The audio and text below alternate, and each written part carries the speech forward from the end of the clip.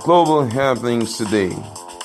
We communicate, we analyze global news. Stay tuned. Hello, beautiful people. Welcome to Global Happenings today. The Owo killings that took place in Ondo State some many hours ago has trended for a long while, and many reactions have trailed it. Of course, the presidency have reacted. UK, in particular, their statement is quite interesting. And clergymen, having seen that it's actually happening in church, have decided to open up their mind because this is getting closer than expected. Well, before we go into the news proper to ram all these news into one very quickly, we'd like you to subscribe to our channel by clicking on the red subscribe button beside it. You will see a bell notification icon. Please go ahead, click on it to get notified as soon as we update our channel on YouTube. Of course, the narrative is changing, and UK seem to have a different narrative. The British government has condemned the heinous killing of worshippers on Sunday at the St. Francis Catholic Church, Owo Iluwa Street, Owo Kingdom in Ondo State. Recall that not less than 25 worshippers were killed by herdsmen. The narrative is different. Who attacked the church at Owo? A top official of the Catholic Church in Ondo State put the number of those killed at about 25 and above. It was gathered that many worshippers died and several others were injured in what looked like a bomb attack on St. Xavier Catholic Church. Reacting, Catriona Leong, the British High Commissioner to Nigeria, on social media while condemning the attack, extended her sympathies to the victims and their families. She tweeted, "Terrible news from Owo in Ondo State. I condemn those responsible for this horrific crime. I extend my sympathies to those affected family." Funny though, we wanted something more stronger. Apostle Johnson Suleiman, who is a prominent clergyman, have decided also to air his mind. Everyone is talking concerning this matter because, hey, it happened in the church. Who knows whose church is next?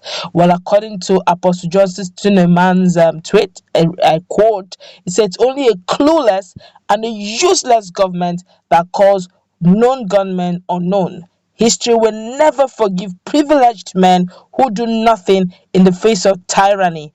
My heart and prayers are with the families of those slain at the Owo massacre. May their souls rest in peace." This one here responded to him and said, "May APC not happen to Nigeria again." And some persons are shouting, "Amen." But of course, the president himself have decided to react. In fact, his own reaction, everybody just wondering what's up now. What's really the issue? Is it causes or prayers now? We don't understand. Well, according to the news, President Muhammadu Buhari has expressed shock and sadness over the heinous killings of worshippers on Sunday at the St. Francis Catholic Church, Owo Street, Owo Kingdom in Ondo State. Sorry to say this, I'm surprised that my president is shocked. These are regular news. Let's continue. President Buhari, in his condemnation of the dastardly act, said that the eternal sorrow, I take that again, said that eternal sorrow await those behind killing both here on earth and in the thereafter. The president's expression of grief was contained in a statement issued by his special advisor on media and publicity, Chief Femi Adesina. President Buhari in the statement said, and I quote, "Only friends from the Nida region could have conceived and carried out such dastardly act," fiends, adding that external sorrow awaits them both on earth here and ultimately in the thereafter.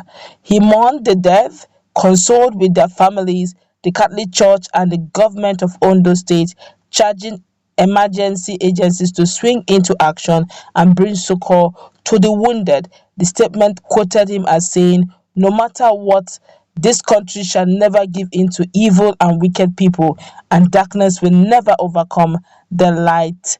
Nigeria will eventually win."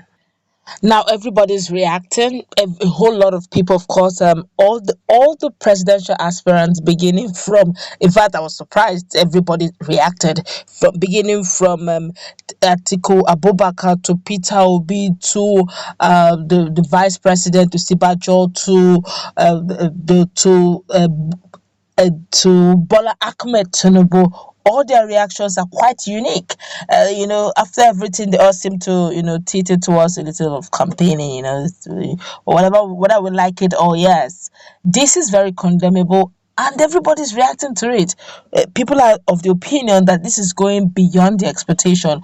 Now, even the Fulanis also have reacted. In the next video, you're going to hear their reactions. In fact, hey, this country is not joking. In fact, the whole thing that is happening in this country is only the Lord himself that will just unveil the unveilable. The mysteries are getting too much. Of course, Akeredolu himself, that's the Arakori Kitikete Rotimi Akeredolu of Ondo State, the governor of Ondo State, has reacted. He didn't just react. He came back. He left. He cut short his political meetings. They're trying to do the normal consensus, trying to see how they can rally around their zone, their region, to see how they can, get a presentable font for today's primaries that'll be holding. But the funny part is he had to cut it short because the lives were involved. When he came back, he was looking so hot, but based on the information he had, he was so confident that these guys are from foreigners, not Nigerians, that did this dastardly act, and everybody's charging them. Everyone is charging him. Please do the needful, bring them to book.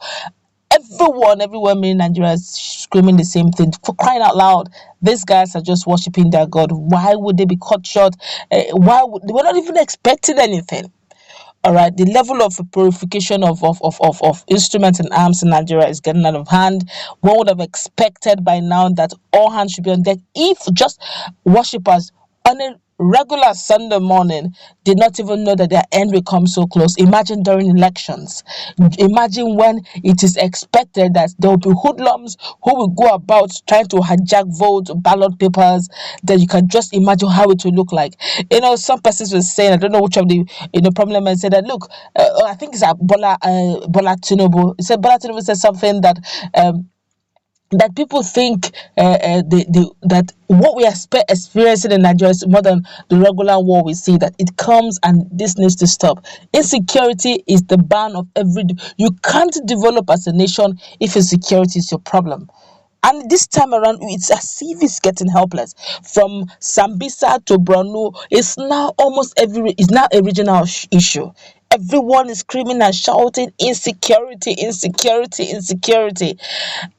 Do we need hands? That they should open up recruitment for security agencies so that more Nigerians will find their way in. And if we need hands, okay, do we have enough financial capacity to pay them salaries as I went in? Because Nigeria have really gone borrowing to the point that we even borrow to finance the budget, the next budget. So you now see that not only are we in security mess, we're also in financial mess as a nation. So it takes, I don't know who's going to repair this, but I do not pray to be in the shoes of whoever that will take the next seat or the next president of Nigeria, because he has a lot of mess to clean up.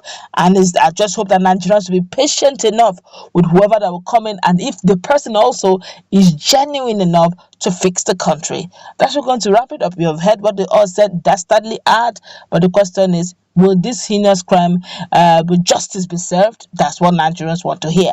Let's meet in the comment section. What's your take? Do have